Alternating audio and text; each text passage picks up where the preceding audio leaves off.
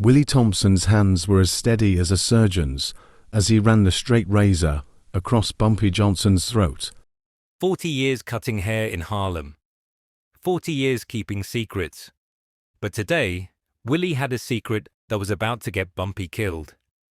The door chime rang. 3 men walked in. 3 men wearing heavy trench coats in the middle of a New York spring. Every man in Harlem knew what those coats were hiding. The first gunman locked the door. The second pulled the blinds. The third stood directly behind Bumpy's chair, pulled a .45 automatic, and pressed the cold steel into the base of Bumpy's skull. Click. The hammer was back. Bumpy sat there, eyes closed under a hot towel, completely vulnerable. 3 against 1. Armed to the teeth versus a man in a barber's cape. The gunman whispered, "Don't move, Willie. Just keep cutting." The room went silent. Bumpy was trapped. He was outgunned. He was seconds from eternity. And then Bumpy spoke. 3 words, calm as a Sunday morning. "Closer, Willie." What happened in the next 47 seconds would become the most legendary moment in the history of the New York underworld. 3 gunmen walked into that shop, but when the smoke cleared and the sirens faded, only 1 man walked out alive. And it wasn't one of the men with the guns. What the streets still whisper about today is that Bumpy Johnson knew those men were coming before they even got dressed that morning. By the spring of 1957, Harlem wasn't just a neighborhood, it was a sovereign nation, and Bumpy Johnson was its undisputed architect. To the federal government and the Italian families downtown, he was a kingpin sitting on a gold mine. But to the people living between 110th and 155th Street, he was the only man who kept the lights on. The numbers racket was the lifeblood of this empire, a $20 million a year engine, fueled by the nickels, dimes, and quarters of a community that the traditional banks wouldn't even look at. Every morning, thousands of black families placed their bets on 3 digits, and those pennies stacked up into a mountain of capital that Bumpy used to rewrite the rules of the city. He wasn't just a gangster, he was a one-man social safety net. When the white-owned banks refused to lend to a black entrepreneur, Bumpy provided the capital to open the storefront. When a widow was 3 months behind on her rent and the marshal was at the door, a man in a sharp suit would appear with an envelope of cash and a message that the debt had been settled. He was the judge who mediated disputes that the police were too indifferent to handle, and the benefactor who ensured that young men coming home from prison had a job waiting for them, not as muscle, but as legitimate clerks, cleaners, and cooks. Bumpy understood a fundamental truth that the Italian mob simply couldn't grasp. Power isn't just about who you can kill, it's about who you can save. The Genevese family ruled through the threat of the grave, but Bumpy ruled through the weight of 1,000 favors. His influence was woven into the very fabric of the streets. From the Pullman porters to the church deacons, everyone owed him a debt of gratitude or a piece of information. This $20 million shadow didn't just hide his movements. It gave him 10,000 sets of eyes. While Veto Genovese sat in his social clubs counting his muscle, Bumpy was busy counting his allies. He had turned an entire zip code into a fortress of loyalty, making himself a man who was loved by the many and feared by the few. A strategist who knew that in the game of survival, being a hero to your people was the ultimate suit of armor. Veto Genovese was not a man built for patience or shared territory. Sitting in the dimly lit back rooms of East Harlem social clubs, he looked at a map of Manhattan and saw a jagged, invisible line at 110th Street that felt like a personal insult. To the rest of the underworld, the 5 boroughs were a buffet, but to Veto, Harlem was the prized piece of meat he couldn't quite reach. It was a $20 million a year engine humming just outside his grasp, protected by a man who refused to bow, refused to pay tribute, and refused to play the role of the submissive lieutenant. To the Genevese family. Bumpy Johnson wasn't just a competitor. He was a glitch in the system of organized crime, a black man who had built a fortress of loyalty that no amount of Italian muscle could penetrate. Veto had watched his predecessors try to negotiate, try to intimidate, and try to bribe their way past that border, only to watch their men come back in ambulances or not come back at all. He saw Harlem as his birthright, a natural extension of an empire that already stretched from the docks of Brooklyn to the warehouses of the Bronx. Every nickel placed on a number in a Harlem basement was a nickel he felt was stolen from his pocket. But more than the money, it was the defiance that burned him. In Veto's world, you are either a partner or a target, and Bumpy had made it clear he would never be a partner. The decision to move against Bumpy wasn't born of a single grudge, but of a cold corporate necessity. For the Italian mob to achieve total hegemony over New York, the King of Harlem had to be dethroned. Veto realized that direct frontal assaults had failed because Bumpy's influence was organic. It was rooted in the very soil of the neighborhood. To kill the man, he couldn't just send a squad of familiar faces from Mulberry Street who would be spotted the moment they crossed Central Park North. He needed to be surgical. He needed to strike at the heart of the myth. He had decided that the only way for the Genevese family to grow was to ensure that Bumpy Johnson stopped breathing. It was no longer about a percentage of the take. It was about the total removal of an obstacle. Veto reached for his telephone, ready to reach outside the city limits for a solution that Bumpy's legendary eyes and ears wouldn't see coming.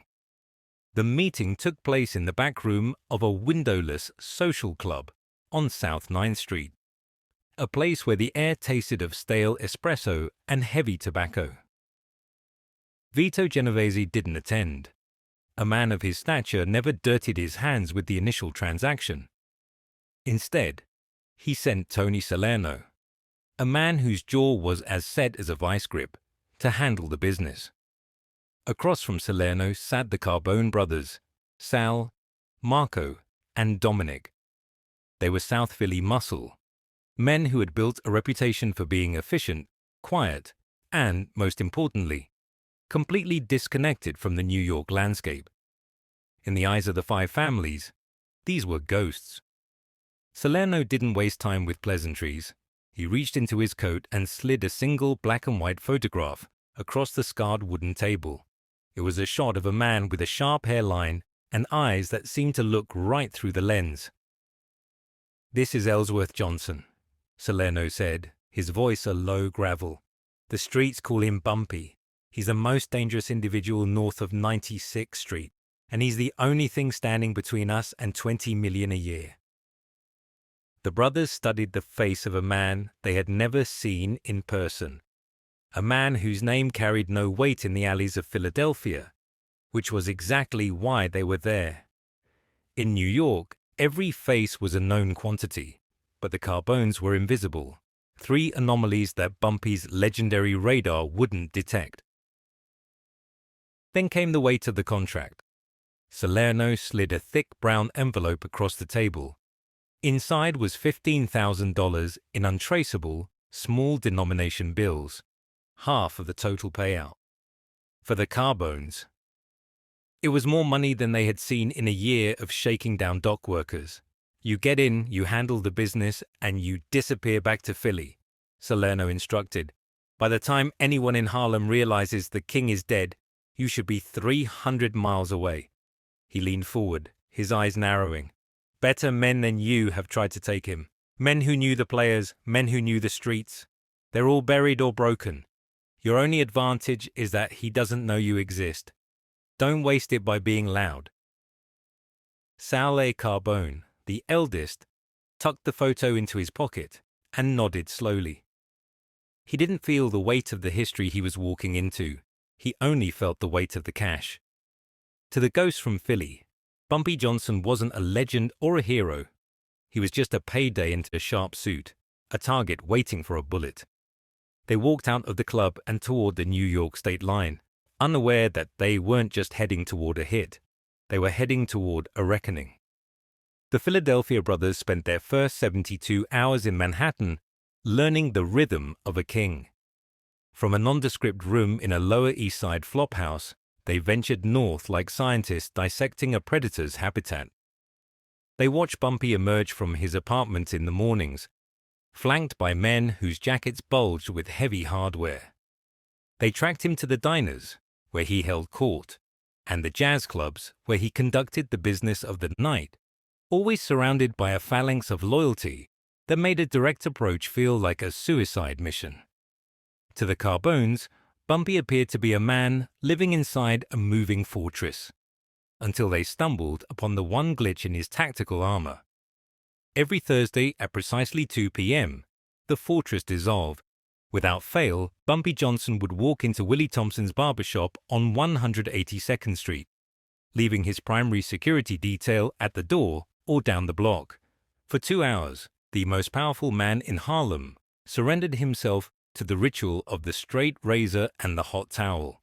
It was a staggering display of routine, a moment of predictable, stationary vulnerability that made the Carbones smile in the dark. In that chair, Bumpy wasn't a king. He was a target draped in a white sheet, his neck exposed and his vision obscured by steam. The brothers mapped the shop with lethal precision. One door in the front, one narrow exit in the back, and large glass windows that offered a clear view of the prize. They calculated the timing down to the second, realizing that once the hot towel hit Bumpy's face, he was effectively blind. The shop was small, the quarters were tight, and Bumpy would be trapped in a hydraulic chair that didn't move as fast as a bullet. To Sal Carbone, it looked like the perfect kill zone, a place where the legend of Bumpy Johnson would finally meet the reality of 3 Philadelphia ghosts and a locked door. They didn't see the trap, they only saw the opportunity. They convinced themselves that for 2 hours every week, the King of Harlem was just another man waiting for a shave, never imagining that Bumpy had spent 25 years making sure that his most predictable habit was also his most dangerous weapon.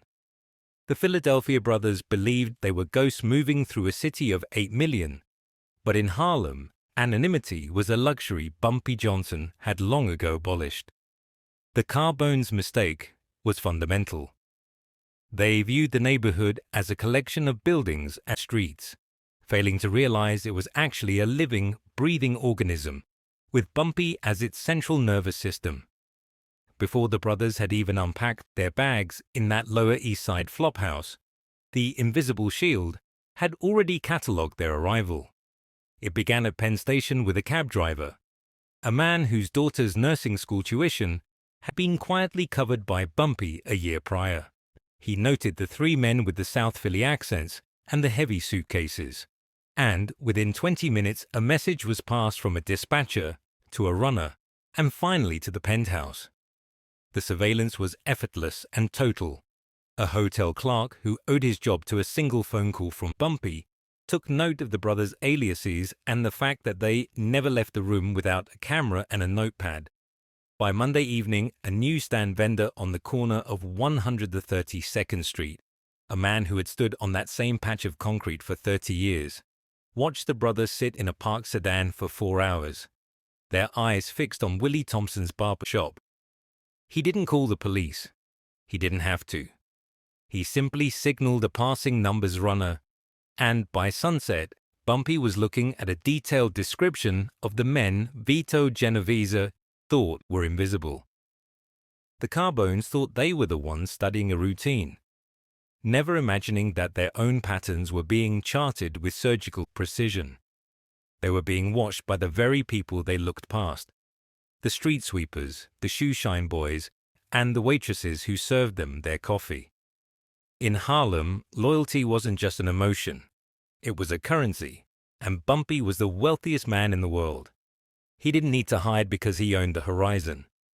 As the brothers sat in their motel room refining their plan for Thursday, Bumpy was already holding their photographs, sipping a slow scotch, and deciding exactly how he was going to turn their perfect hit into a public execution. The ghosts hadn't just been spotted. They had been invited into a cage they didn't even know existed. Wednesday night in Harlem carried a different kind of quiet, the kind that precedes a summer storm. Bumpy Johnson didn't arrive at Willie Thompson's shop with his usual caravan of Cadillacs and flash. Instead, he slipped through the back alley, a shadow among shadows, entering the sanctuary of cedarwood and talcum powder, long after the closed sign had been flipped. Willie, a veteran of the Great War who had seen the worst of the trenches, didn't ask why the King of Harlem was visiting at midnight. He simply nodded and watched the door. Bumpy didn't sit in the chair for a trim. He approached it like a mechanic inspecting a getaway car. He reached into the waistband of his trousers and pulled out a snub-nosed .32 revolver, its cold steel dull under the dim shop lights. With the steady, methodical hands of a man who had survived 30 years of street warfare, he began to apply heavy-duty industrial tape to the underside of the heavy leather seat, right where his right hand would naturally fall while his arms were tucked beneath a barber's cape. He pressed the weapon firmly against the frame, ensuring it wouldn't budge, yet remained loose enough to be ripped free in a heartbeat. Once the hardware was set, Bumpy sat. He looked at Willie through the mirror, their eyes locking in a silent pact of survival. "Tomorrow, Willie, 3 men are going to walk through that door," Bumpy said, his voice a low, steady hum. "They think they're coming for a hit. I'm going to give them a funeral." He explained the choreography of the coming afternoon with the precision of a stage director. There would be no room for hesitation. Willie's role wasn't to fight. It was to survive. "When they get close, when they think they've got me cornered, I'm going to give you the signal," Bumpy instructed. "I'm going to say, 'Closer, Willie.' The moment those words leave my mouth, I want you to drop. Don't look back, don't grab your tools. Just hit the floor and stay there until the air stops tasting like lead." They rehearsed it 3 times. Willie practiced the motion of the shave, his hands mimicking the movement of the razor, and then the sudden, violent drop to the checkered tiles. By the time Bumpy stood up to leave, the trap wasn't just set, it was calibrated. Willie Thompson had been cutting hair for 40 years, but as he watched Bumpy vanish back into the Harlem night, he knew that tomorrow's cut would be the most important one of his life. The barbershop was no longer a place of business. It was a kill zone, and the vulnerable man in the chair was the most dangerous weapon in the room. The sun was high over 182nd Street when the bell above the door chimed, a lonely sound that signaled the beginning of the end. The Carbone brothers stepped into the shop, their long coats swinging with the heavy weight of hidden iron. To any passerby, they were just 3 men looking for a trim. But inside the shop, the air instantly curdled.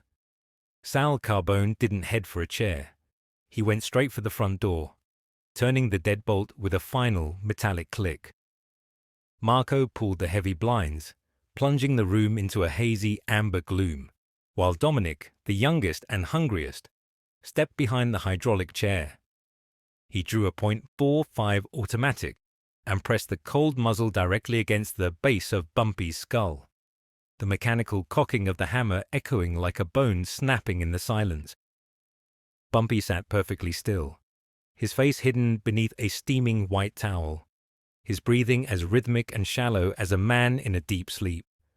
Willie's hands trembled, the straight razor hovering inches from Bumpy's jugular. "Don't move, Willie," Dominic whispered, his voice jagged with adrenaline. "Just keep cutting. This ain't about you." The Carbones stood in a triangle of death, convinced they had caught the King of Harlem in his final moment of prayer. They felt like predators standing over a fallen prize, never noticing that Bumpy's right hand had already slipped beneath the leather apron of the chair, his fingers finding the grip of the tape .32. The silence stretched for a heartbeat, then 2, until Bumpy's voice cut through the tension, low and steady as a funeral bell. "Closer, Willie." It was the only signal the barber needed. Willie Thompson dove for the checkered tiles, as if he were jumping into a trench, disappearing from the line of fire. Before the Carbones could process the movement, Bumpy ripped the .32 from its hiding place and pivoted the chair with a violent industrial screech. He didn't fire at the man with the gun to his head first. He fired through the front window. On his signal, 2 of Bumpy's shooters, who had been sitting in a parked sedan across the street for 3 hours, unleashed a storm of lead through the plate glass. The ghosts were suddenly trapped in a crossfire of Bumpy's design. In the chaos of shattering glass and acrid gunpowder, Bumpy rose from the chair like a spectre. He fired twice, dropping Dominic and Marco before they could even level their sights. The room filled with a thick, choking veil of grey smoke, turning the shop into a hazy tomb. In exactly 47 seconds, the balance of power in New York had been reset. The Philadelphia brothers had walked in thinking they were the hunters, but as the smoke began to clear, they realized they had spent their last moments in a cage with a lion who had been waiting for them to arrive. The heavy, acrid fog of gunpowder began to settle, clinging to the shards of glass that littered the checkered floor like diamonds in the dust. Dominic and Marco lay still. Their ambitions ended in a flurry of lead and bad decisions. Sal Carbone, the eldest, was the only one left standing. Though he wasn't really standing, he was backed into a corner, his hands trembling violently. His eyes fixed on the man who had just dismantled his brothers with the cold efficiency of a machine. Bumpy Johnson didn't look like a victim who had just escaped an execution. He looked like a king who had just finished a tedious chore. He stepped over the bodies, his polished shoes crunching on the debris, and stopped inches from Sal's face. The silence that followed the gunfire was heavier than the noise. Bumpy could have pulled the trigger. Every rule of the street dictated that Sal should join his brothers on that floor. But Bumpy understood a level of power that went beyond the grave. He knew that a corpse is just a memory, but a witness is a weapon. He reached out and gently straightened Sal's lapel, patting it down as if they were old friends parting ways after a long night.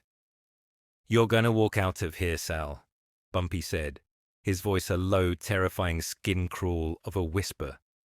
"You're gonna get back on that train to Philadelphia, and you're going to go straight to Veto Genovese."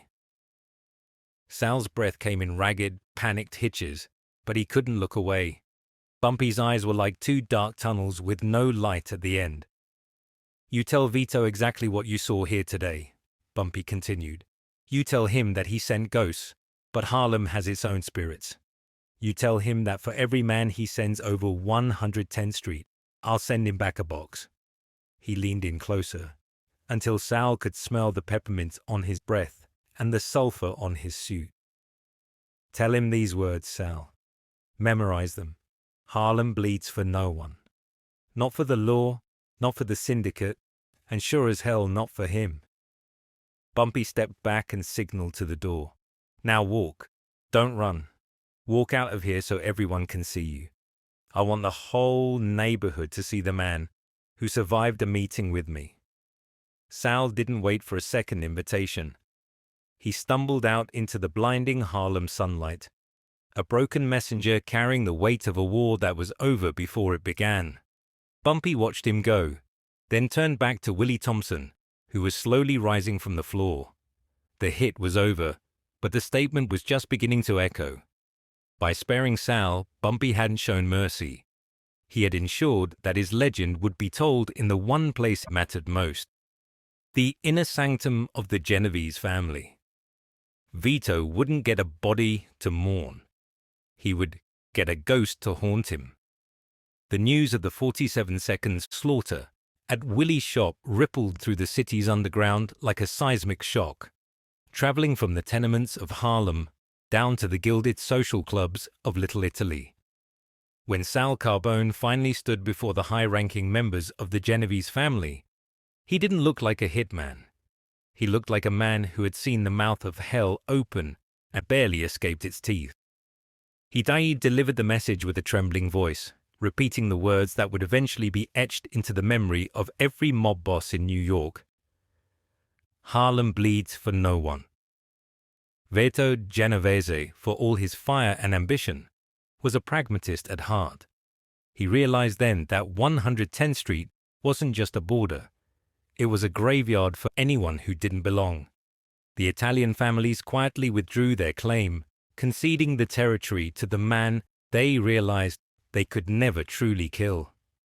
In the weeks that followed, the shattered glass was swept away, the bullet holes in the plaster were filled, and a new plate glass window was installed at the front of Willie Thompson's shop. Life in Harlem returned to its rhythmic, vibrant hum.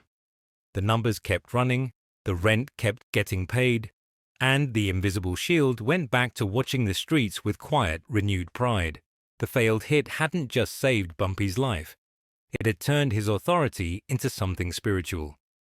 He was no longer just a boss. He was the living proof that Harlem could stand its ground against the world. The following Thursday, at exactly 2 p.m., a black Cadillac pulled up to the curb on 182nd Street.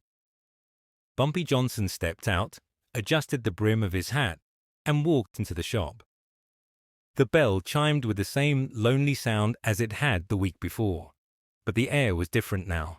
It was heavy with a hard-won peace. He nodded to Willie, who stood by the hydraulic chair with a fresh white towel and a steady hand. There was no mention of the smoke or the blood. Bumpy climbed into the seat, leaned his head back, and closed his eyes. As Willie began to lather the soap, Bumpy's hand rested naturally near the underside of the chair, feeling the spot where the iron had been taped just 7 days prior. He didn't need the gun today, but he knew exactly where it lived. Above the mirror, in small letters that most customers never noticed, Willie had painted 5 words: "Harlem bleeds for no one." Bumpy sat there in the silence, the king in his counting house, his empire secure and his routine unbroken. He had proven that true power wasn't about the gun in your hand, but the moves you made before the game even started. As the straight razor began its familiar path across his throat, Bumpy Johnson breathed in the scent of talcum powder and victory, knowing he was exactly where he was meant to be.